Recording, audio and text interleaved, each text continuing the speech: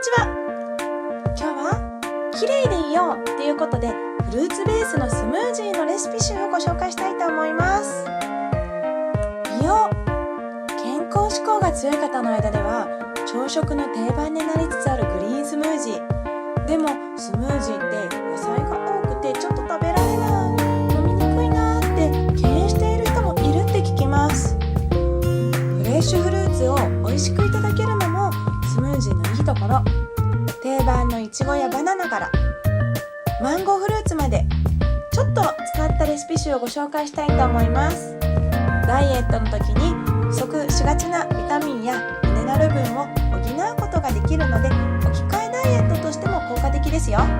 またスムージーに含まれる食物繊維やオリゴ糖がお通じを良くしてくれます。お通じが良くなることで老廃物、毒素がきちんと出されるため、腸内環境を整えることができるんですよ。腸内環境がきれいになるということは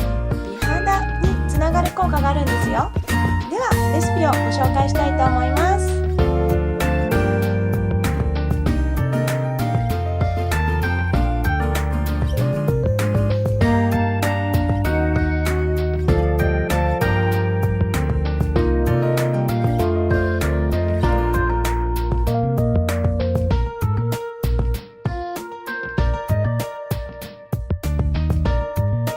すっきり爽やかな口当たりで夏バテ対策に飲みやすいグリーンスムージー、小松菜とバナナと豆乳で作っちゃいました。小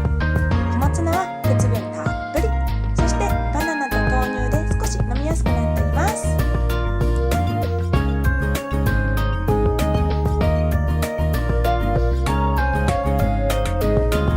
こちらは腸内の活性化にということで、先ほどご紹介したスムージーと同様に小松菜を使ったレシピになっています。普通スムージーには乳製品使わないんですが、ヨーグルトを利用することで便秘改善やデトックス効果に期待が持てます。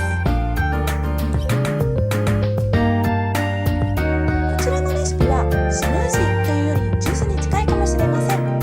いちご、春にはぴったりですよね。ビタミン C が豊富で風邪の予防や疲労回復、肌荒れなどに効果がありますよ。ちょっとお野菜苦手っていう方、おやつの代わりにぜひ飲んでみてください。こちらの果物をベースにしたスムージーです。ジュースに近いかもしれません。いちごにかけてしまう春にはぴったりですよね。こちらもビタミン C の方が絶対風邪の予防や疲労回復、肌荒れなどにとるように効果がありますよ。美しさを手に入れて今上いい女を一緒に目指していきましょうねっていう方も見てくれてありがとう。代わりにぜひ飲んでみてください。